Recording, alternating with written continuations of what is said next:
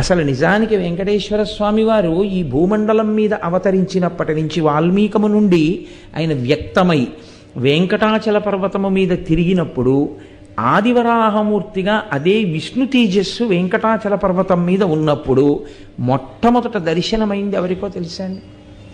ఆయన ఎవరి చేత్తో తీసుకొచ్చి పెట్టిన పదార్థములను రోజు తినేవారో తెలుసా? శ్రీదేవి భూదేవి సహితుడై చతుర్భుజుడైనటువంటి వెంకటేశ్వరుడిగా ఆయన తిన్నది ఒక బోయవాని చేతితో తిన్నారు. ఎప్పుడూ భగవంతుడి గురించిన ఆలోచనే.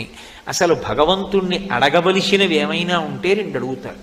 అందుకే వెంకటేశ్వర సుప్రభాతం చేస్తే అందులో ఒక మాట అడుగుతారు, అజ్ఞానినామయా దోషానశేషాన్ విహితాన్ హరే క్షమస్వత్వం క్షమస్వత్వం శేషశైల శిఖామణే.